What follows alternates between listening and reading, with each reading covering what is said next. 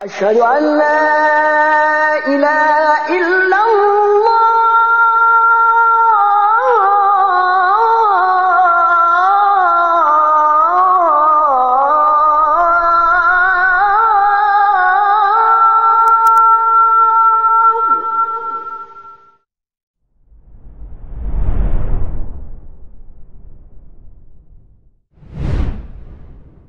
Bismillahirrahmanirrahim. Assalamualaikum warahmatullahi wabarakatuh. Alhamdulillahi fatiris samawati wal ard. Fatiris samawati wal ard, ja'ilil malaikati rusula uli ajnihatin mathna wa thulatha wa ruba', yazidu fil khalqi ma yasha'. Wassalatu wassalamu ala al-mustafa nabiyina Muhammad wa ala alihi wa sahbihi wa man ihtada bihadihi ila yaumiddin. Qala Allah Ta'ala fi kitabihil karim, ya ayyuhan nasu ittaqu rabbakum alladhi khalaqakum min nafsin wahidah wa khalaqa minha zawjaha wa batha minhuma rijalan katsiran wa nisaa'a. واتقوا الله الذي تساءلون به والأرحام إن الله كان عليكم رقيبا. وقال تعالى يا أيها الذين آمنوا اتقوا الله حق تقاته ولا تموتن إلا وأنتم مسلمون. فإن أصدق الحديث كتاب الله وخير الهدي هدي محمد صلى الله عليه وسلم وشر الأمور محدثاتها وكل محدثة بدعة وكل بدعة ضلالة وكل ضلالة في النار. Ikhwas sekalian rahimani wa rahimakumullah ta'ala. Al-jihad, yaitu jihad, mujahadah, mengerahkan upaya, ada dua makna dalam Islam. Imma makna umum, imma makna khusus. Ya, al-jihad am dan al-jihad al-khas. Dalam Al-Quran maupun As-Sunnah, ketika disebut jihad, mujahid, yujahid, seringkali maknanya khusus. Makna khusus tersebut yaitu jihad di medan perang. Ini makna khusus. Tetapi kadangkala ada beberapa nas Al-Quran maupun As-Sunnah yaitu jihad dengan maknanya yang umum. Jihad am, jihad umum, yaitu mengerahkan upaya semampunya dia, maksimalnya untuk berbuat kebaikan dalam rangka menggapai ridha Allah Subhanahu wa ta'ala. Dan yang paling berat dari jihad ini, yaitu jihad umum, adalah jihadun nafs.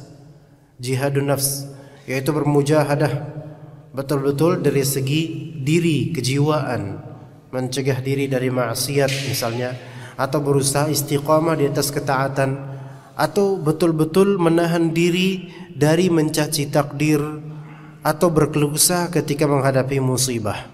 Semua ini masuk ke dalam jihad secara umum. Ya, tentu pahalanya berbeda dengan jihad khusus tadi, yaitu jihad di medan perang. Jihad secara umum ini, ikhwan, mencakup segala amalan yang baik dalam Islam yang Allah cintai dan ridhai, namun dengan kadar effort atau usaha yang maksimal. Nah, kita ini dalam keadaan tadi sebelum maghrib hujan yang deras, ya, baik di Bekasi bahkan di Jakarta juga. Tapi semoga Allah Subhanahu wa ta'ala memudahkan kita juga untuk melangkah ke majelis ilmu. Sampai tadi hampir-hampir Anda membatalkan kajian ini. Tapi ketika jam 5.15 kita lihat awan udah mendingan gitu ya. Alhamdulillah Anda kemudian jalan. Namun sampai Pondok Gede ternyata Masya Allah, ya, Masya Allah. Mau pulang balik nanggung, ya, lanjut aja dah. Tapi alhamdulillah sampai sini kan selamat. Ini semua membutuhkan usaha. Begitu juga dengan rekan-rekan sekalian datang ke majlis membutuhkan mujahadah yang masing-masing ada effortnya. Kita memohon kepada Allah Subhanahu wa ta'ala, kendatipun lumuran dosa yang ada di tubuh kita ini begitu banyak, tetap kita mohon pada Allah Subhanahu wa ta'ala, semoga amalan yang telah kita lakukan Allah perkenankan untuk menerimanya, mengganjarinya pahala, memberkahinya, dan membuat kita tersenyum di akhirat sana. Dan semoga dengan amalan tersebut Allah Subhanahu wa taala menghapus dosa-dosa yang telah kita lakukan. Jemaah sekalian rahimani wa rahimakumullah. Kita lanjut di pembahasan dalam kitab Syarah Kitab Tauhid karya Al-Ustaz Firanda Antirja hafizahullah. Syarah Kitab Tauhid yang ternyata beliau mencanangkan sampai 4 jilid. Sampai 4 jilid ya. Dan ini jilid pertama baru halaman 73 ya ikhwan. Insyaallah kita tua duluan baru sampai khatam ya, masih 4 jilid ya. Ini 73 jilid pertama. Jadi sabar. Udah gitu 2 pekan sekali. Jadi masih panjang usia kajian ini kalau memang Allah panjangkan usia kita ya. Jadi sabar, tapi yang terpenting adalah ikhwan, yang terpenting adalah di sini kita beribadah kepada Allah taala dengan menuntut ilmu, minimal menyimak ilmu. Bahkan dalam hadis Nabi sallallahu alaihi wasallam, ya malaikat tad'u ajnihataha ridwan bima yasna', yaitu para malaikat merundukkan sayapnya karena ridho terhadap orang-orang atau tulabul ilm, penuntut ilmu yang dengarkan di majelis ilmu, apalagi di rumah Allah taala. Bahkan yang tadinya tidak ada kepentingan kemudian ikutan pendengerin, itu juga mendapatkan rahmat dan berkah dari majelis ilmu. Jadi itu yang terpenting sebenarnya, itu yang terpenting ikhwan. Ilmu ini kita pelajari bukan secara zatnya, maksudnya bukan zatnya kemudian selesai, melainkan ilmu kita cari dalam rangka ibadah ya. Karena betapa banyak orang menuntut ilmu, tapi menuntut ilmu karena ya pengen aja berilmu gitu aja, bukan karena ingin dekat kepada Allah Subhanahu wa taala. Ini salah. Ini salah. Ini sangat salah bahkan. Di antara kesalahan mindset kita juga sebelum kita masuk ke pembahasan ya kawan, untuk menyegarkan semangat sedikit ya. Di antara kesalahan adalah di antaranya nih, kita menuntut ilmu karena ilmu. Khata. Salah. Kita menuntut ilmu agama karena ingin taqarrub kepada Allah, karena ingin dekat dengan Allah, karena ini ibadah, bukan sebatas karena ini ilmu. Karena ilmu ini hanya wasilah ikhwan. Ilmu ini hanya wasilah untuk beramal, dan amal menjadi sebab yang Allah berikan kemudian setelah rahmatnya untuk kita masuk surga. Itu tujuannya. Tujuan kita mengajar ilmu itu bukan sebenarnya ini ilmu. Oh Ustaz Fulan, bukan karena Ustaz Fulan. Bukan karena ini kitabnya Ustaz Fulan, bukan karena ini ilmu tauhid semata, melainkan apa di balik ilmu ini? Amal dan menuntut ilmu dan mengamalkan apa yang kita ilmui. Itu intinya. Ya, termasuk kesalahan dari propaganda barat adalah seperti reading. Reading itu membaca. Ya. Ketahuilah bahwasanya qiraah, membaca itu la yumdah wa la yudham bidzatiha. Membaca itu tidak terpuji dan tidak tercela secara zat. Atau bukan qiraah semata. Banyak membaca, kathratul qiraah, kathratul ittila', banyak membaca, rajin membaca, giat membaca, itu sesungguhnya tidak terpuji secara zatnya dan tidak tercela secara zatnya. Keterpujian banyak membaca itu bukan dilihat dari dia banyak baca, bukan. Tapi dilihat apa yang dia baca dan apa manfaatnya buat dia. Itu dari situ. Terpujinya banyak membaca. Ya. Bahkan banyak membaca bisa tercela ketika yang dia baca tidak benar, tidak baik, tidak ada manfaatnya buat dia. Atau yang dia baca ada manfaatnya, cuman dia nggak ngambil manfaat walaupun banyak baca. Banyak orang kayak gini. Dan betapa adanya orang kayak yang disebut kutu buku, ya, yaitu dia benar-benar passionate kalau misalnya baca buku tuh sehari itu bisa ratusan halaman, ya, ratusan halaman, banyak baca. Sampai kacamatanya tebal gitu ya. Terus kalau buka kacamata matanya blok ya, saking kayak kelihatan orang pinter banget loh. Tapi yang dia baca selama ini hanyalah apa? Komik. Banyak baca komik. Baca nggak? Banyak baca. Tapi manfaatnya buat dia enggak ada manfaatnya, mudarat bahkan. Ya makanya ilmu membaca, menelaah itu bukan semata-mata perbuatan secara zat yang kita tuju. Tujuannya itu bukan. Tapi tujuannya seharusnya adalah apa? Mengisi waktu untuk ibadah dan beramal. Itu ya, supaya selamat di akhirat, supaya dekat sama Allah Subhanahu wa taala. Baik, kita masuk ke dalam pembahasan syirik. Syirik secara bahasa artinya sekutu. Nah, mari kita pahami ya, syirik pakai kalau diliterasikan SYIRIK, syirik. Karena kalau dibandingkan dengan sirik ini beda mana. Sirik iri, dengki, julid ya bahasa sekarang, julid ya. Tapi ini syirik ya, dari bahasa Arab syirik. Syirik artinya sekutu. Dan makna syirik secara syar'i, secara syariat, ittikhadzun niddi ma'allah, yaitu mengambil tandingan terhadap Allah Ta'ala bersama dengan Allah. Jadi menyembah Allah juga dan juga selain Allah disembah.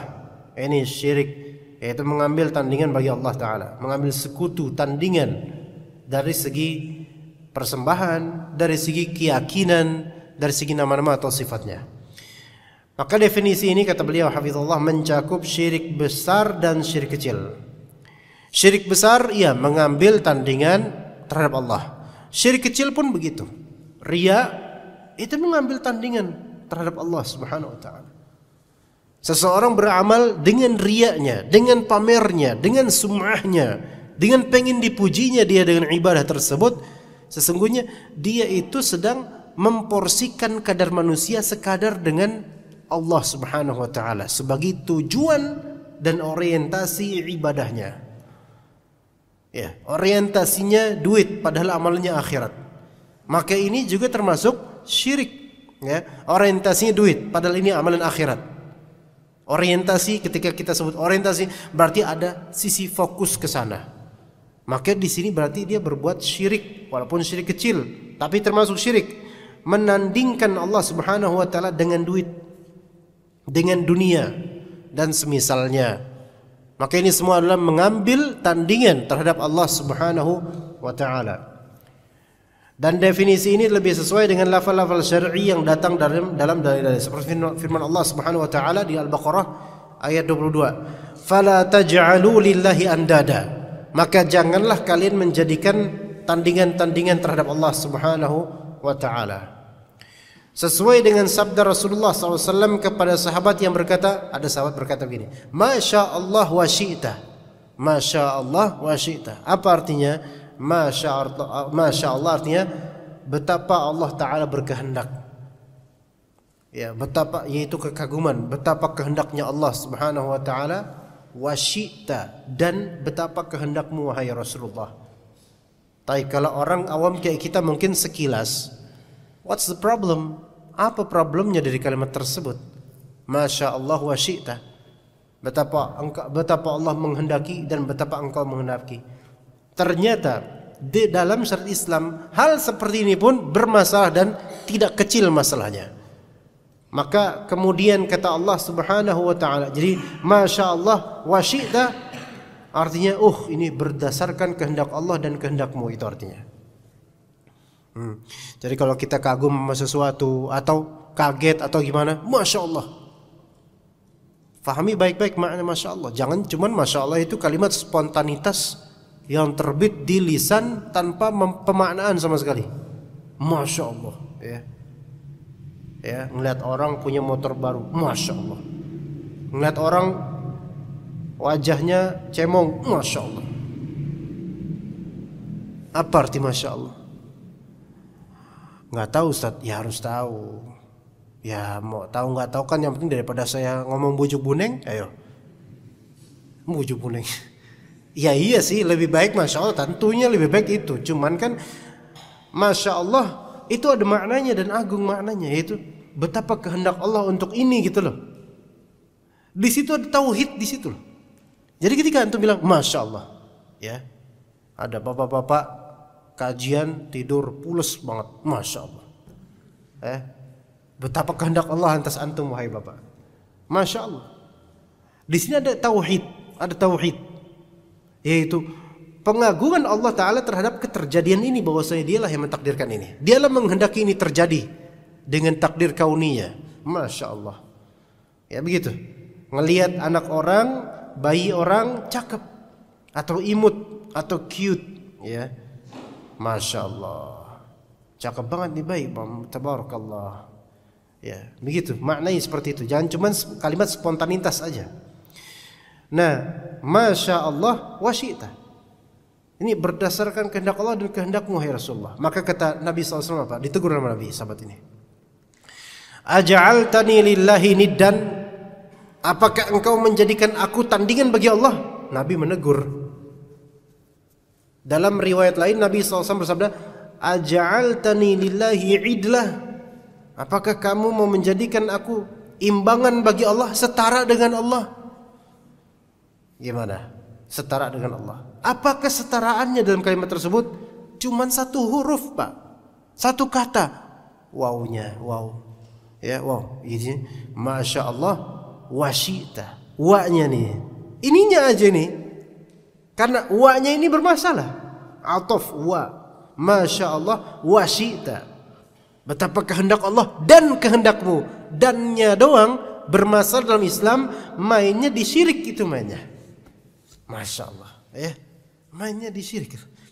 Padahal cuma satu kata, bahkan kalau di Arab itu namanya satu huruf, ya, harful ataf namanya. Ya, satu huruf mabni juga, waw doang dengan harokat fathah, wa gitu.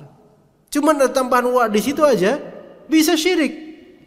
Orang Indonesia nggak siap. Lebay banget Ustadz gitu orang syirik. Kita kata Nabi SAW. Kan kata Nabi SAW. Mulai kemudian tradisionalis bilang itu kan Islam versi Arab, kok Islam versi Indonesia nggak kayak gini, nggak seribet ini. Nah ini Nusantara jadinya. Ya di Indonesia nggak ada wa di sini. Wow artinya apa? Takjub wow gitu. Beda Islam Nusantara. Ya. Udahlah biarkan mereka hiduplah. Kemudian aja'altani lillahi ini dan Rasulullah SAW kemudian mempertanyakan. Kamu bilang masya Allah wa syi'ta di sini huruf waw di situ. Apa kamu ingin menyandingkan diriku dengan Allah setara gitu? Ya kayak misalnya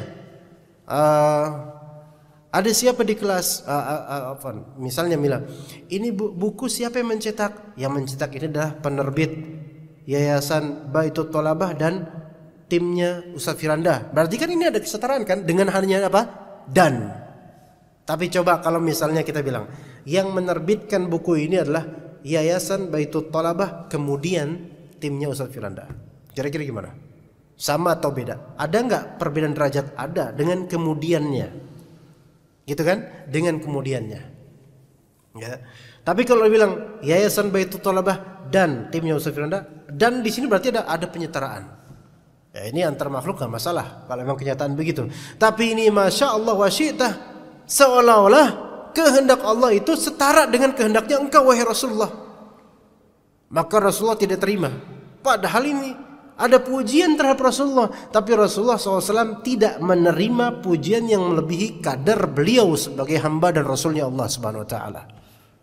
Enggak menerima. Makanya beberapa kasidahan, salawat, kasidah burdah, salawat nariyah, salawat-salawat yang biasa ma'ruf di tanah air dan di negeri-negeri Islam lainnya. Ada ghulu di situ, sikap berlebihan dalam memuji Rasulullah SAW dalam qasidah-qasidah atau salawat-salawat tersebut.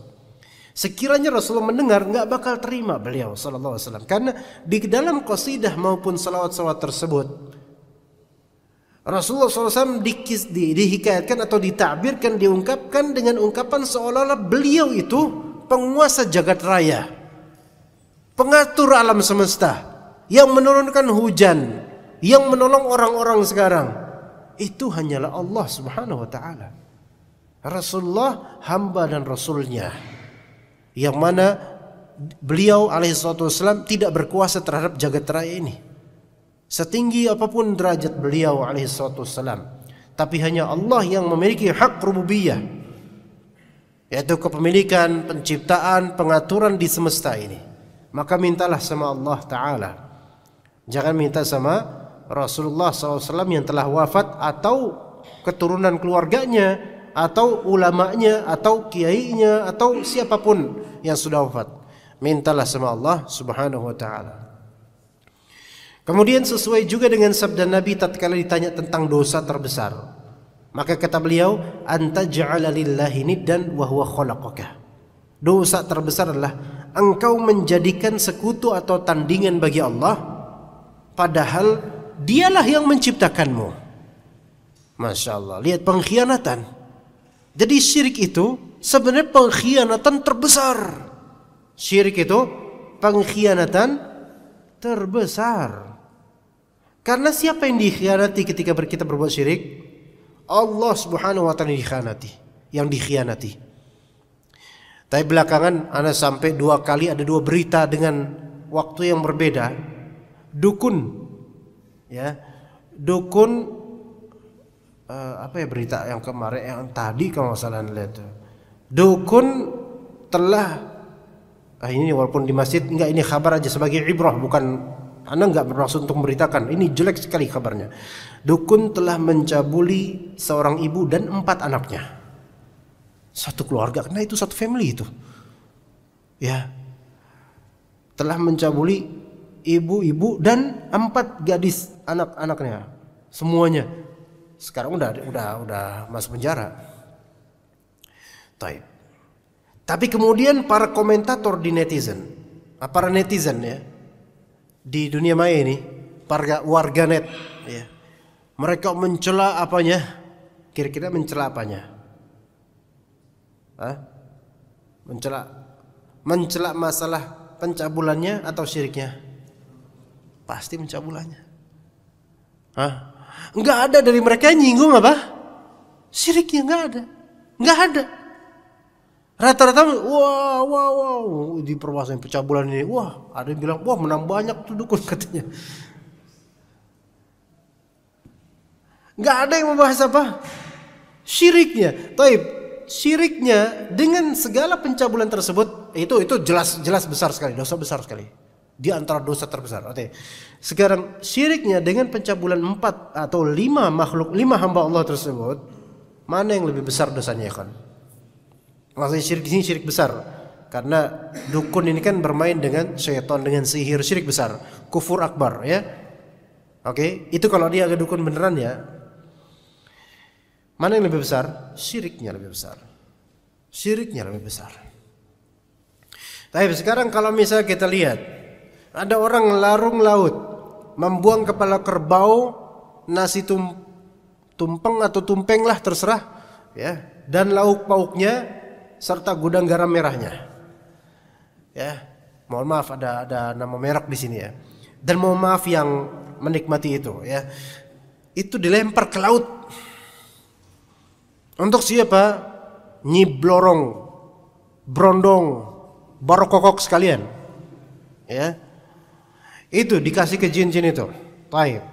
Kemudian ternyata ada di warung yang maling korek gas. Mana yang lebih dipermasalahkan sama umat? Maling korek gas. Korek gas Pak, yang biasa di warung-warung yang dicantelin itu, yang buat orang nyalain rokoknya. Mana yang bikin tukang warung sebel? Kehilangan apa? Korek gas, dibandingkan kehilangan akidahnya karena ikutan larung laut. Berarti masalah di sini masalah apa? Mindset, kejahilan, ketidaktahuan akan kadar besarnya syirik terhadap agama ini. Iya, begitu. Ya, makanya perlu terus diingatkan dengan tegas tentang tauhid dan syirik ini. Jadi engkau menjadikan sekutu atau tandingan bagi Allah padahal Dia menciptakanmu. Banyak orang enggak dan mungkin di antara kita. Kita udah diciptakan oleh Allah Subhanahu wa taala, Allah menciptakan kita. Allah memelihara kita dari sejak masih di dalam rahim. Ya. Lihat di surat An-Najm itu. Ya, bagaimana Allah mengungkap proses kita saat masih apa? Masih dalam rahim, kemudian mulai tumbuh. Kemudian juga di surat Abasa Allah menyebutkan proses bagaimana diri kita itu. Ya, thumma as-sabila yassarah, thumma amatahu fa'aqbarah, thumma idza syaa'a ansyarah. Kalla lamma yaqdi ma amarah. Kita ini udah betul-betul diberikan nikmat oleh Allah Subhanahu wa taala. Tapi kita malah atau sebagian dari kita malah menjadikan sekutu bagi Allah dalam urusan peribadatan, penyembahan, penghambaan, persembahan. Ini pengkhianatan jemaah sekalian. Kalau misalnya nih ada marbot masjid misalnya, mohon maaf ini bukan marbot di sini, nggak, misal saja di mana itu marbot masjid. Marbot ini tugasnya apa? Pokoknya segala yang berkaitan kebersihan masjid, kesejahteraan masjid ya. Secara lapangan beliau yang ngurus. Oke. Digaji per bulan sesuai UMR oleh masjid misalnya. Taib. Ini rotib gaji syahrian yaitu bulanan karena mengurus masjid. Taib. Kemudian ternyata setelah dikasih rotib yaitu gaji, iya tetap statusnya sebagai marbot, tapi malah justru mengurusi apa? Mengurusi rumah-rumah warga. Misalnya mengurusi rumah warga. Masjid enggak diurusi. Padahal masjid DKM telah memberikan mensuplai gaji buat dia secara mapan dan cukup banyak dibandingkan dengan marbot-marbot lain. Tapi malah kemudian dia apa? Dia membelot selalu ke rumah warga untuk nyari tambahan dan pekerjaan.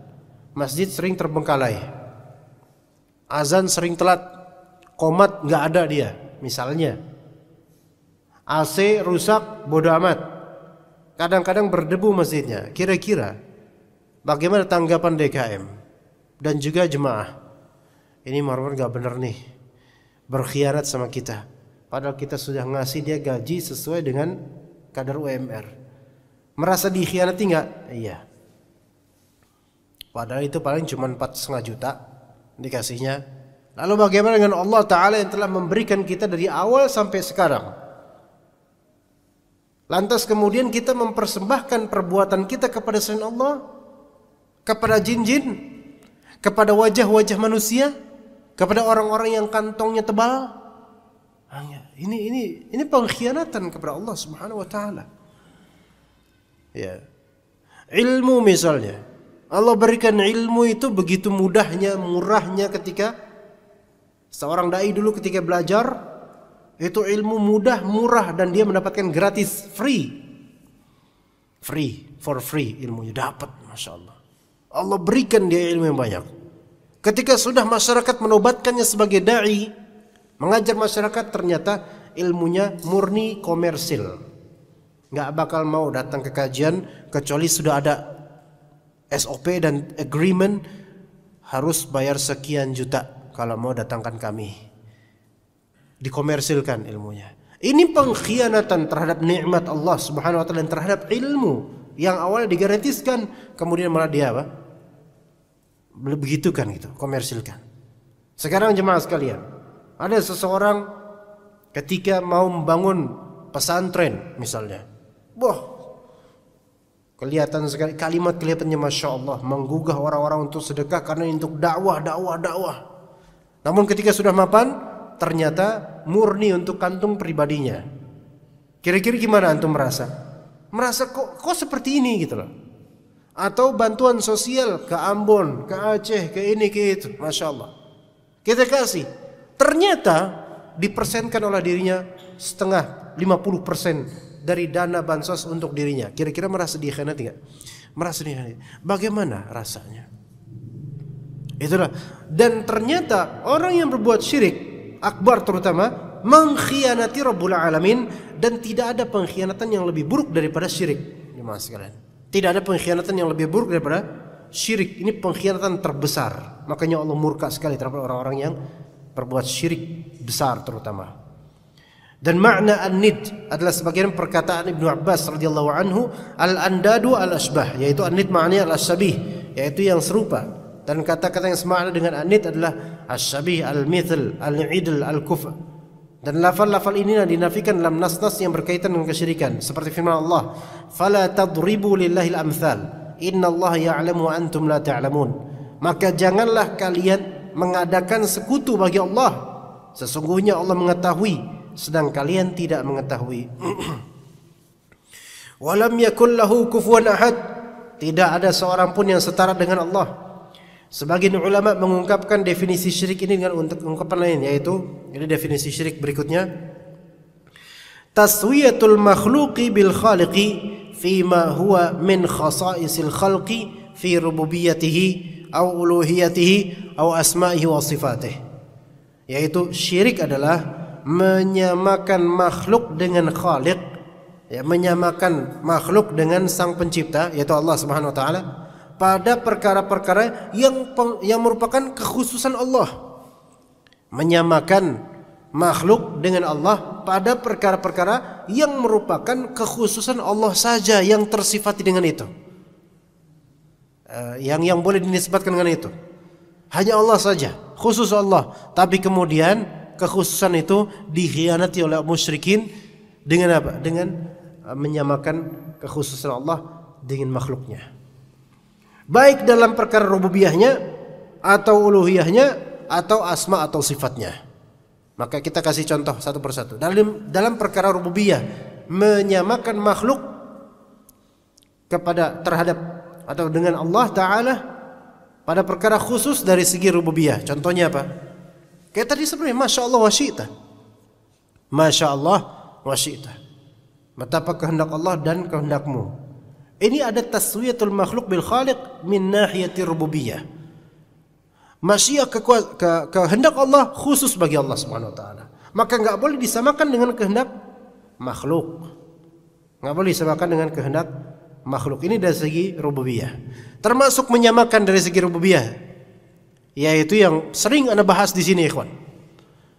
Penguasa pantai selatan atau laut selatan, Nyi Roro Kidul dianggap sebagai itu, penguasa pantai selatan versi gaib. Baik kidulnya, roroknya, rara, rere atau blorong, apa tadi yang kata brondong, ya, bangkotan, barokokok sekalian, ya semuanya itulah. Ya, dianggap sebagai apa? Penguasa lautan. Maka ini syirik dalam rububiyah, yaitu menganggap adanya penguasa selain Allah untuk area tertentu. Maka ini kufur akbar. Ini kufur akbar. Kenapa itu disebut kufur akbar? Syirik besar. Karena menganggap ada tandingan selain Allah, tandingan dari makhluk selain Allah Ta'ala terhadap Allah Subhanahu wa taala. Oh, ini hati-hati nih Pak Mali, mana? Ayo jangan hati-hati sini. Gak usah pakai baju hijau. Kenapa? Itu soalnya Nyi Roro Kidul suka pakai baju hijau. Apa urusan? Nyi Roro Kidul suka pakai kemen hijau. Jadi Pak, jangan disamain. Akhirnya ketakutan, ganti baju lah. Tuh. Itu khurafat seperti itu ya terjadi. Ya, walaupun sebagian mengatakan kalau penjaga pantai melarang pakai baju hijau karena apa? Saru sama laut, ya itu alasan logis, taib. Tapi sebagian mengaitkan itu bukan dengan alasan logis, dengan alasan mistis. Jangan pakai baju hijau. Taib. Sekarang juga ada di gunung. Di gunung. Sekarang enggak main pantai deh, gunung sekarang. Ya, yang lebih tinggi lagi. Diklaim bahwa setiap gunung ada penguasanya. Iya Allah, kita bilang. Kalau ahli tauhid udah ngaji, ditanya siapa yang nguasain gunung Lawu? Kita bilang apa? Allah. Malu nggak antum bilang gitu? Nggak usah. Ngapain malu? Lillahi mulkus samawati wal ard. Gunung itu hanya bagian kecil dari bumi, ya nggak? Kecil dalam satu bumi, gunung tuh kecil. Iya, pasak bumi tapi kecil. Ketika bilang, hati-hati, jangan nanti Pak Mali. Itu di gunung itu pengununggunya, Pak. Jangankan gunung, Pak. Yang menguasain gunung, langit, bumi, seluruh galaksi, jannah dan nar, Allah Subhanahu wa taala. Kalau antum bilang gitu setan kecewa. Wah, udah ketutup nih pintunya nih, susah. Tapi kalau misalnya antum amini keyakinan mereka, itu setan masuk gitu. Mulai, wah ini orang bahlulnya lebih bahlul daripada orang gila. Ini bisa nih dimasukin, disusupin syubhat nih. Jadi hati-hati, ada penunggu Gunung Lawu, siapa gitu namanya, mitosnya siapa? Ya, mitosnya siapa? Sebagian orang seperti itu. Penunggu gunung ini beda sama penunggu ini. Apa urusan antum terus? Antum meyakini ada penguasanya itu dari kalangan jin. Ketika antum remove pikiran tersebut, aman, damai, sentosa, enak hidup antum. Tapi ketika antum mikirin, antum terawang, setan bisikin antum, itu yang ngusain gunung ini adalah fulan. Dibayangkan di benak antum fulan dengan kerajaannya tuh. Iya. Sekarang ya kawan, Nyi Roro Kidul di laut, ada nggak konkret bukti kayak gitu bentuknya? Mbak-mbak, ya kan? Apa tante-tante, rambut panjang, pakai mahkota, kemben hijau, kuda, enggak? Kan gitu kan ya? Itu semua gambaran dari syaitan. Tegas bilang itu gambaran dari syaitan, enggak ada kebenarannya itu. Kita bilang gitu. Hatta di pantai selatan Anda bilang gitu. Itu semua adalah gambaran dari syaitan. Enggak ada kayak gitu. Buktinya pas Anda ke pantai selatan Anda nyari-nyari enggak ada. Enggak ada. Tiba-tiba perempuan mbak-mbak datang dari laut ya, kembennya udah kering duluan di laundry laut gitu kan, padahal dari basah becekan langsung ini kudanya. Ya kudanya kuda darat. Ya bukan kuda laut. Ya kan? Lihat. Setan aja mengkhianati logika orang-orang yang ngikutin setan. Dukun-dukun. Mereka punya ruangan khusus, kemudian di ruangan khusus itu ada gambar pantai ratu kidul tuh, disembah-sembah dengan sesajian. Tanya aja tuh dukun. Pak dukun, dari mana tuh gambar? Siapa yang mengilhamkan kok kayak gitu gambarnya? Tahu dari mana kayak gitu bentuknya? Kakinya ada nggak tuh? Apa jangan putri duyung dia? Gitu kan?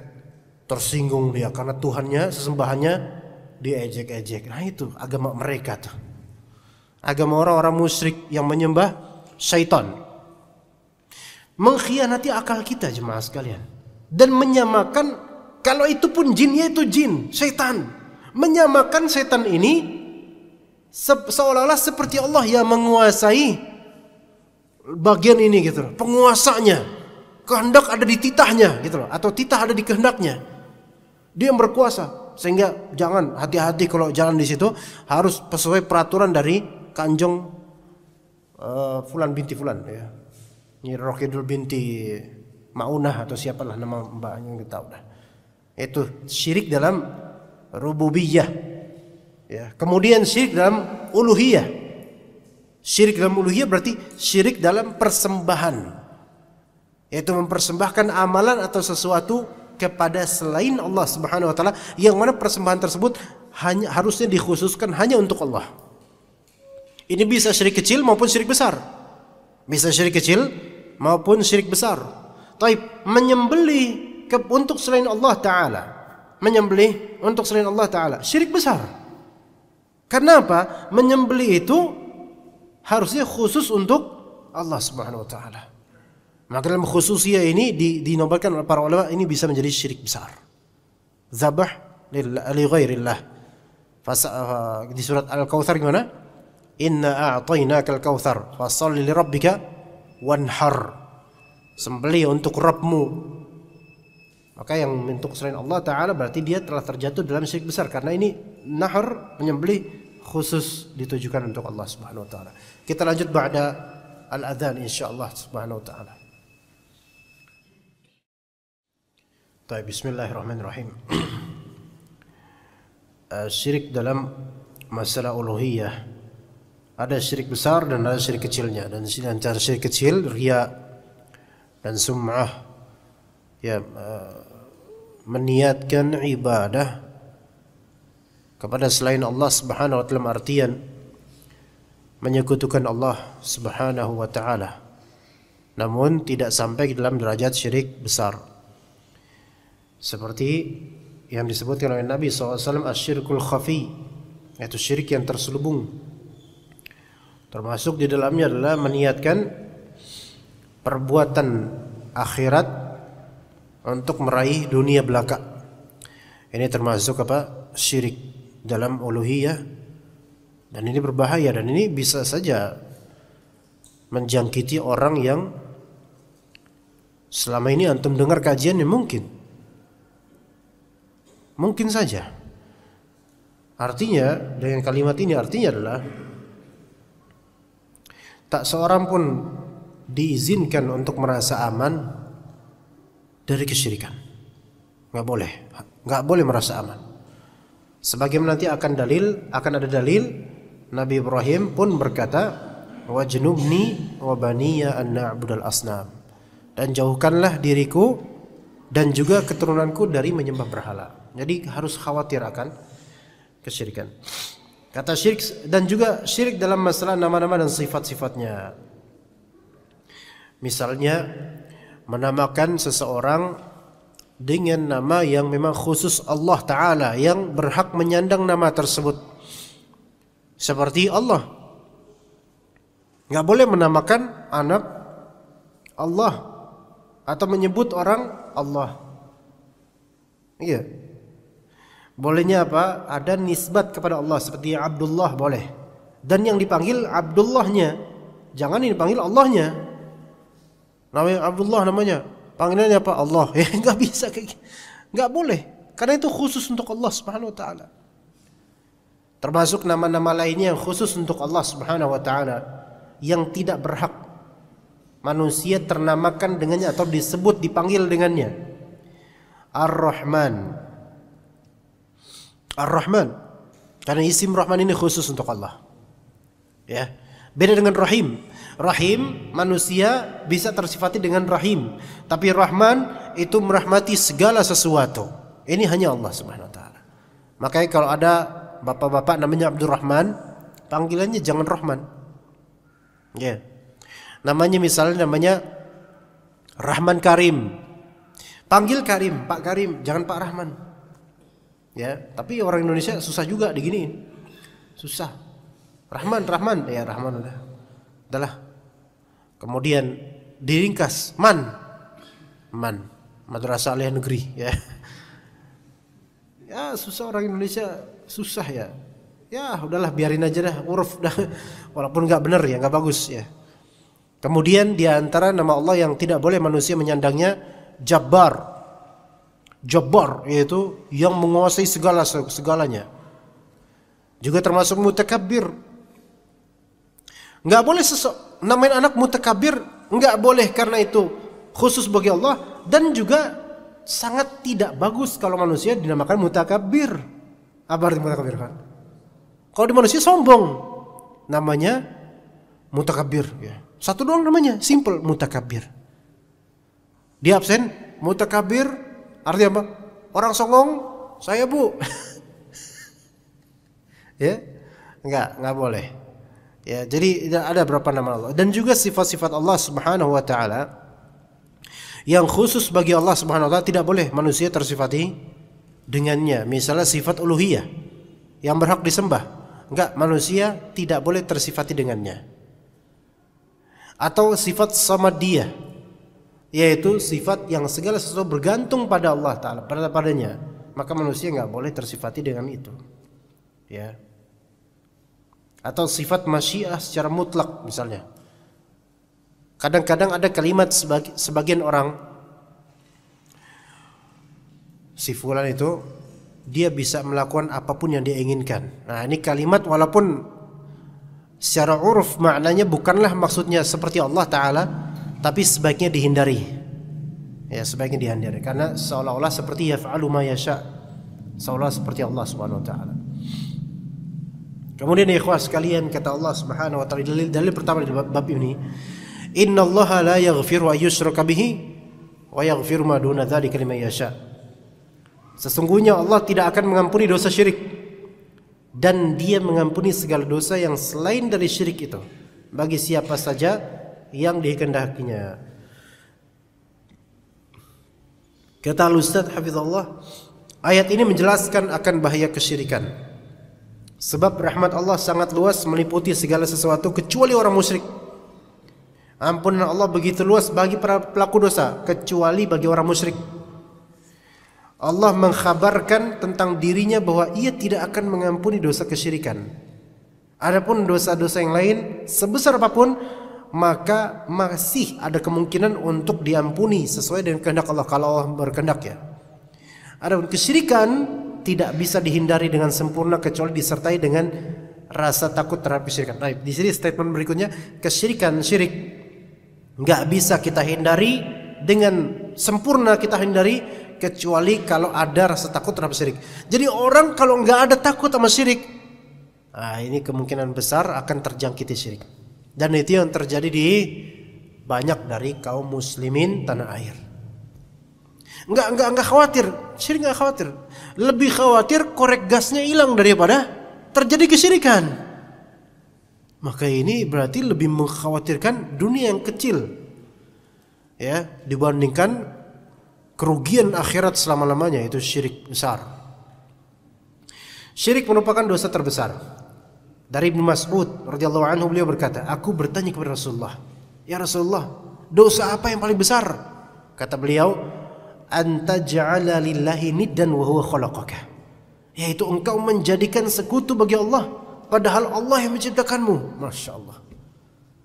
Jadi syirik merupakan dosa terbesar karena Allah lah yang menciptakan engkau. Sebagaimana hanya Allah yang menciptakan engkau, menciptakan alam semesta, maka dialah yang Maha Esa, satu-satunya yang hendaknya diibadahi. Maka sungguh tidak logis jika engkau diciptakan oleh Allah tapi kemudian engkau ikut menyembah selain Allah. Ya, bahkan dalam urusan makhluk saja. Ibu dan ayah kita sudah merawat kita dari kecil, sejak lahir sampai sekarang. Terus kita sekarang menisbatkan diri kepada orang tua tetangga, kan konyol. Ya, gimana tuh? Ditanya sama guru, kamu anaknya siapa? Saya anak tetangga, Bu. Wah, ini kan gimana pengkhianatan terhadap orang tua? Itu antar makhluk, ya, itu mengecewakan sekali. Apalagi kalau udah Allah Ta'ala ciptakan dari setetes air mani, Allah pelihara baik-baik sampai gede, Allah beri rezeki dan kenikmatan, terus kemudian berbuat syirik dan menyimpangkan ibadah kepada selainnya. Wa sallallahu ala nabiyyina Muhammad wa ala alihi washabihi ajma'in. Subhanakallahumma bihamdika asyhadu an la ilaha illa anta astaghfiruka wa atubu ilaik. Wassalamu alaikum warahmatullahi wabarakatuh.